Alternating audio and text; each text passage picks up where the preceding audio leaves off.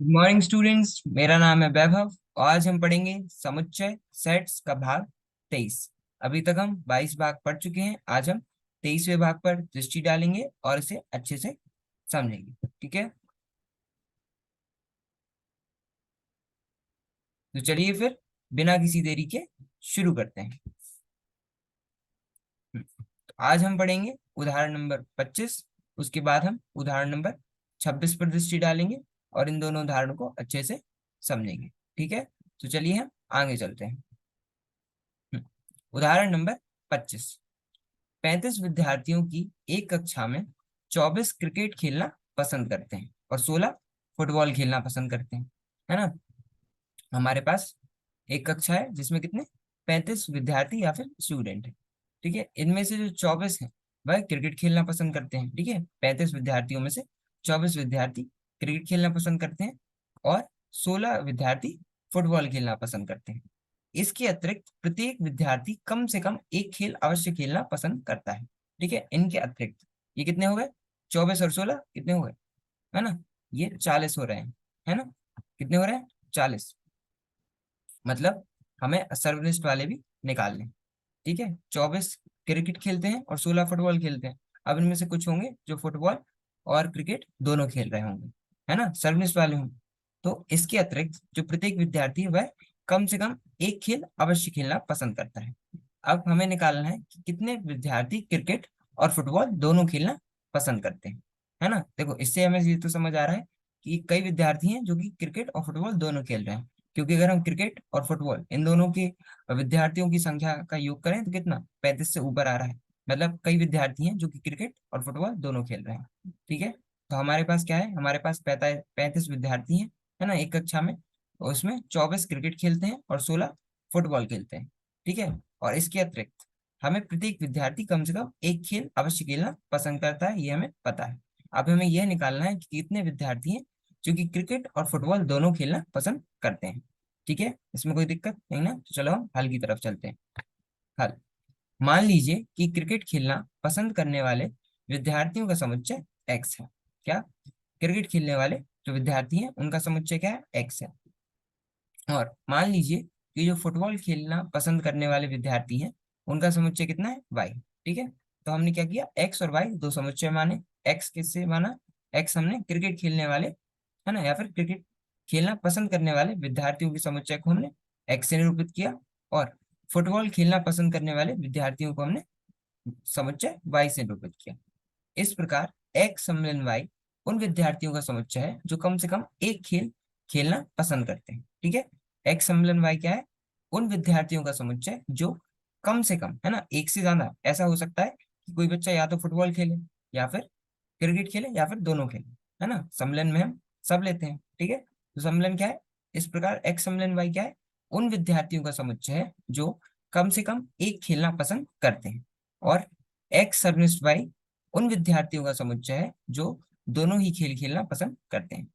ठीक है, हमने एक्स समुच्चय माना जो क्रिकेट खेलना पसंद करते हैं उन विद्यार्थियों का, वाई समुच्चय माना उन विद्यार्थियों का जो कि फुटबॉल खेलना पसंद करते हैं, और एक्स सम्मिलन वाई क्या है?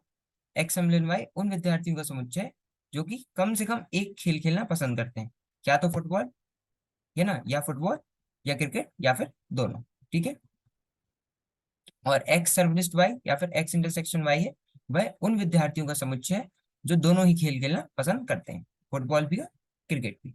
ठीक है, इसमें कोई दिक्कत नहीं ना। चलो, हम्म, दिया है कि एन एक्स 24 है ना। जो एक्स समुच्चय है उनकी संख्या कितनी है? मतलब उन विद्यार्थियों की संख्या जो कि क्रिकेट खेलना पसंद करते हैं वह कितनी थी? 24 थी, है ना। 24 क्या है? क्रिकेट खेलना पसंद करने वाले विद्यार्थियों की संख्या। और तो एन एक्स कितना हुआ? 24। एन वाई कितना है? 16। वाई क्या था? फुटबॉल खेलना पसंद करने वाले और विद्यार्थियों का समुच्चय, है ना। एन वाई मतलब जो संख्या उन विद्यार्थियों की जो इन्हें फुटबॉल खेलना पसंद है, वो की कितनी थी? प्रश्न में दी हुई थी 16, है ना। ये देखो, 16 फुटबॉल खेलना पसंद करते हैं। ठीक है, और एन एक्स सम्मिलन वाई कितना है? 35। मतलब पूरे विद्यार्थी जो कि कोई ना कोई खेल खेलना पसंद करते हैं उनकी संख्या कितनी है? 35। और हमें क्या निकालना है? एक्स सर्वनिष्ठ वाई, मतलब एन एक्स सर्वनिष्ठ वाई मतलब उन विद्यार्थियों की संख्या जो कि फुटबॉल और क्रिकेट दोनों खेलना पसंद करते हैं। ठीक है, तो सूत्र क्या था देखो, एक्स समलन वाई का सूत्र क्या होता है, एन एक्स समलन वाई का n x plus n y minus x सर्वनिष्ठ वाई, ये होता है ना। एन एक्स समलन वाई का सूत्र क्या होता है, n x plus n y minus n x सर्वनिष्ठ वाई। ठीक है, इसके प्रयोग द्वारा हम प्राप्त करते हैं। अब देखो, हमारे पास सूत्र है, हमारे पास सारी संख्याओं के मान है, बस हमें जो निकालना है उसे छोड़ के। ठीक है, तो हमारे पास चार में से तीन, है ना, तीन चीजों के मान है। देखो एन एक्स सर्वनिष्ठ वाई, है ना, ये दिया है 35, एन एक्स दिया है 24, एन वाई दिया है 16। हमारे हमारे पास बस क्या नहीं है, एन एक्स सर्वनिष्ठ वाई नहीं है, जो कि हमें निकालना है। ठीक है, इसका मान देखो, हमने सूत्र में एन एक्स समलन वाई का मान कितना था, 35। ठीक है, तो उसे हमने सूत्र में लिखा, तो 35 इक्वल्स टू एन एक्स का मान कितना था, 24। ठीक है, तो एन एक्स की हमने 24 रखा, और एन वाई का मान कितना था, 16, तो एन वाई की जगह हमने 16 रखा, और एन एक्स सर्वनिष्ठ वाई का मान हमें निकालना है। ठीक है, तो ये क्या हुआ, 35 बराबर 24 प्लस 16 माइनस एन एक्स सर्वनिष्ठ वाई। ठीक है, तो 24 और 16 का योग कितना हुआ, 40, है ना, कितना हुआ 40, तो 35 equals to 40 minus n x सर्वनिष्ठ वाई। अब ये जो एन एक्स सर्वनिष्ठ वाई है, ये इस तरफ ऋणात्मक में है ना, उस तरफ जाएगा तो धनात्मक में पहुंच जाएगा। तो एन एक्स सर्वनिष्ठ वाई कितना होगा, 40, है ना, 40 में से 35 घटाएंगे, है ना, 40 माइनस 35, तो एन एक्स सर्वनिष्ठ वाई कितना होगा, 5 होगा। ठीक है, तो एन एक्स सर्वनिष्ठ वाई का मान कितना है, 5, अर्थात 5 विद्यार्थी हैं जो दोनों खेल खेलना पसंद करते हैं, है ना। अब देखो प्रश्न में हमने देखा था कि हमारे पास विद्यार्थी पूरे 35 थे, और क्रिकेट खेलने वाले 24 थे, और फुटबॉल खेलने वाले 16 थे। तो हम इन्हें मिला रहे थे, है ना, इनका योग कर रहे थे, 24 और 16, ये कितना हो रहा था, 40 हो रहा था, जबकि विद्यार्थी हमारे पास 35 थे। तो, है ना, तो मतलब कुछ बच्चे थे, है ना, कुछ विद्यार्थी थे जो कि क्रिकेट और फुटबॉल दोनों खेल रहे थे, पर कितने थे, 35 थे, है ना, कितने थे, 35 थे। तो आप सही है ना।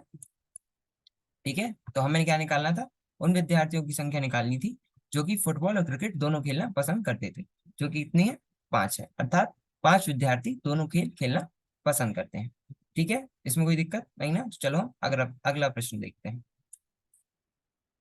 उदाहरण नंबर 26, किसी स्कूल के 400 विद्यार्थियों के सर्वेक्षण में 100 विद्यार्थी सेब का रस, 150 विद्यार्थी संतरे का रस और 75 विद्यार्थी सेब तथा संतरे दोनों का रस पीने वाले पाए जाते हैं। ठीक है, अब हमारे पास कोई स्कूल है जिसमें जब हमने सर्वेक्षण किया 400 विद्यार्थियों का, है ना। उदाहरण नंबर 26 क्या कह रहा है, किसी स्कूल के 400 विद्यार्थियों के सर्वेक्षण में। ठीक है, जब हमने किसी स्कूल के 400 विद्यार्थियों का सर्वेक्षण किया, तो उसमें 400 में से 100 विद्यार्थी सेब का रस और 150 विद्यार्थी संतरे का रस और 75 विद्यार्थी सेब तथा संतरे दोनों का रस पीने वाले पाए जाते हैं। ठीक है, हमारे पास 400 पूरे विद्यार्थी हैं जिनका सर्वेक्षण हुआ था। जो 100 विद्यार्थी हैं उन्हें सेब का रस पसंद है ना, सेब का रस पीने वाले पाए जाते हैं। जो 150 है भाई संतरा का पीने वाले पाए जाते हैं, और 75 है जो कि सेब तथा संतरा दोनों का रस पीने वाले पाए जाते हैं। ठीक है, अब हमें यह ज्ञात करना है कि ऐसे कितने विद्यार्थी हैं जो ना तो सेब का रस और ना ही संतरे का रस पीते हैं, है ना। हमारे पास 400 विद्यार्थी हैं जिनका सर्वेक्षण हुआ, 100 सेब का रस पीते हैं, 150 संतरे का रस पीते हैं, और 75 विद्यार्थी हैं जो सेब तथा संतरे दोनों का रस पीते हैं। और हमें यह ज्ञात करना है कि कितने विद्यार्थी हैं जो ना ही सेब का रस पीते हैं और ना ही संतरे का रस पीते हैं।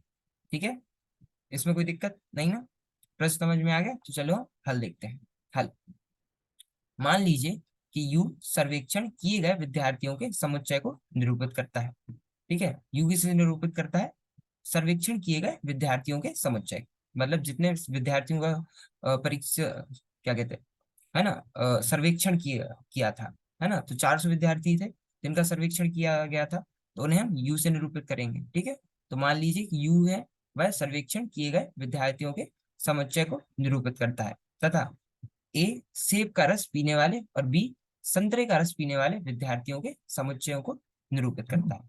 ठीक है, यू किसे, पूरे विद्यार्थियों की संख्या को जिनका सर्वेक्षण हुआ था, और ए समुच्चय किने, सेब का रस पीने वाले विद्यार्थी को, है ना, हमने एक समुच्चय ए माना जो कि उन विद्यार्थियों को निरूपित करता है जो कि सेब का रस पीते हैं, और हमने एक समुच्चय बी माना जो कि उन विद्यार्थियों का समुच्चय है जो कि संतरे का रस पीते हैं, है ना। तो और बी क्या है, संतरे का रस पीने वाले विद्यार्थियों का समुच्चय को निरूपित करता है। ठीक है, इस प्रकार, ठीक है। एन यू को हम 400 बोल सकते हैं, है ना। यू क्या है, समुच्चय है, तो समुच्चय के अवयवों की संख्या को हम एन यू से निरूपित करेंगे। तो एन यू क्या हुआ, 400, मतलब विद्यार्थियों की संख्या जो कि सर्वेक्षण में जिनका सर्वेक्षण लिया था वह है 400। और ए समुच्चय के जो विद्यार्थी हैं जो कि ए समुच्चय का भाग है ना, उनकी संख्या कितनी है, 100 है। मतलब वह विद्यार्थी जो सेब का रस पीते हैं वह कितने हैं, 100 हैं। और वह विद्यार्थी जो कि बी समुच्चय का भाग है, मतलब वह विद्यार्थी जो कि संतरे का रस पीने संतरे का रस पीते हैं वह कितने हैं, 150, है ना। और एन ए सर्वनिष्ठ बी, मतलब वह विद्यार्थी जो कि संतरे और सेब दोनों का रस पीते हैं, है ना, वह कितने, 75। ठीक है, तो हमारे पास क्या क्या है, एन यू है 400, एन ए है 100, एन बी है 150, और एन ए सर्वनिष्ठ बी कितना है, 75 है।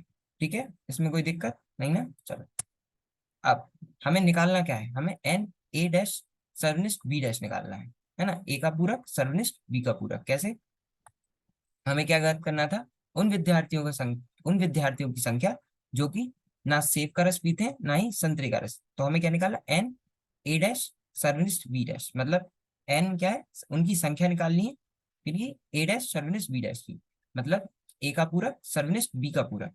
ठीक है, इन समुच्चयों में जो विद्यार्थी हैं, उनकी संख्या निकालनी है। ठीक है, क्योंकि हमें उन विद्यार्थियों की संख्या पता करनी है जो ना तो सेब का रस पीते हैं और ना ही संतरे का। ठीक है, तो हमें क्या निकालना, एन ए का पूरक सर्वनिष्ठ बी का पूरक। ए क्या, ए समुच्चय क्या था, जो कि सेब का रस पीते थे, और बी समुच्चय था जो कि संतरे का रस पीते थे, है ना। और हमें निकालना है जो कि ना ही सेब का रस पिए और ना ही संतरे का। तो ए का पूरक मतलब जो सेब का रस नहीं पीते, और बी का पूरक मतलब जो संतरे का रस नहीं पीते। तो वह बच्चे जो ना ही सेब का रस पीते हैं और ना ही संतरे का रस पीते हैं, तो वह क्या होंगे, ए का पूरक सर्वनिष्ठ बी का पूरक, है ना, होंगे ना। तो एन ए सर्वनिष्ठ ए डैश सर्वनिष्ठ बी डैश, मतलब एन ए का पूरक सर्वनिष्ठ बी का पूरक हमें निकालना है। ठीक है, अब हमें क्या, हमें सूत्र पढ़े हैं, है ना, गुणधर्म पढ़े हैं पूरक के, कि हम एन ए सर्वनिष्ठ ए का पूरक सर्वनिष्ठ बी के पूरक को हम क्या लिख सकते हैं, एन ए सम्मिलन बी का पूरक लिख सकते हैं, है ना। हमने गुणधर्म पढ़े थे, उसमें पढ़ा था कि जब कि हम ए का पूरक सर्वनिष्ठ बी के पूरक को ए सम्मिलन बी का पूरक लिख सकते हैं, है ना। तो क्या हो जाएगा, एन ए का पूरक सर्वनिष्ठ बी का पूरक एन ए सम्मेलन बी का पूरक हो जाएगा। ठीक है, ए सम्मेलन बी का पूरक मतलब हम जब सार्वत्रिक समुच्चय है ना जो यू है, उसमें से ए सम्मेलन बी को घटा देंगे। ठीक है, तो एन ए सम्मेलन बी के पूरक का मतलब क्या हुआ, n U minus n A सम्मेलन बी, मतलब पूरे विद्यार्थियों की संख्या जिनने सर्वेक्षण में भाग लिया, है ना, जिनका सर्वेक्षण लिया गया, उसमें से हम ए सम्मेलन बी के विद्यार्थी, मतलब वह विद्यार्थी जो कि सेब और संतरे दोनों का रस, है ना, सेब और मतलब वह विद्यार्थी जो कि सेब और, है ना, सेब और संतरे का रस पीते हैं, उनको घटा देंगे, है ना। तो हम क्या निकालेंगे, ए सम्मिलन बी, कोई ना कोई एक पीते हैं, या तो सेब का पीते हो या संतरे का पीते हो या फिर दोनों पीते हो, इसका मतलब हुआ ए सम्मिलन बी का मतलब। ठीक है, तो हम क्या करेंगे, n U minus n A सम्मिलन बी। ठीक है, तो ये क्या होगा, एन यू माइनस, अब ये एन ए सम्मिलन बी का हम सूत्र लगाएंगे। तो एन ए सम्मिलन बी का सूत्र क्या था, n A plus n B minus n A सम्मिलन बी, यही होता है ना। एन ए सम्मिलन बी का सूत्र क्या होता है, n A plus n B minus n A सर्वनिष्ठ बी। ठीक है, तो ये क्या हुआ, n U minus n A, ठीक है, ये माइनस बाहर था, है ना। तो जो सूत्र था n A plus n B minus n A सर्वनिष्ठ बी, है ना, तो उसका माइनस से गुणा हो गया, तो क्या होगा, n U minus n A minus n B plus n A सर्वनिष्ठ बी। ठीक है, अब हमें क्या करना है, अब हमें सिर्फ मान रखने हैं। ठीक है, एन यू का मान कितना था, 400, है ना, पूरे 400 विद्यार्थी से जिनका सर्वेक्षण लिया गया था। तो एन यू का मान कितना है, 400, एन ए का मान है 100, मतलब वह विद्यार्थी जो सेब का रस पीते हैं वह कितने थे, 100, तो उनका मान है 100, तो हमने 100 रख दिया। और एन बी मतलब वह विद्यार्थी जो कि संतरे का रस पीते थे वह कितने थे, 150, है ना, वह कितने थे, 150, एन बी का मान था 150, तो हमने एन बी के 150 लिखा। और वह विद्यार्थी जो कि सेब और संतरे दोनों का रस पीते थे वह कितने थे, 75, तो हमने इन सब का मान रखा, तो हमारे पास आया 400 माइनस 100 माइनस 150 प्लस 75। ठीक है, 400 में से 100 गएंगे तो 300, 300 में से 150 जाएंगे तो 150 बचेंगे, और 150 में 75 का योग होगा, तो 150 प्लस 75 कितना हुआ, 225 हुआ। ठीक है, तो एन ए का पूरक सर्वनिष्ठ बी का पूरक कितना है, 225, मतलब उन विद्यार्थियों की संख्या जो ना ही सेब का रस पीते हैं और ना ही संतरे का रस पीते हैं, उनकी संख्या कितनी है, 225 है।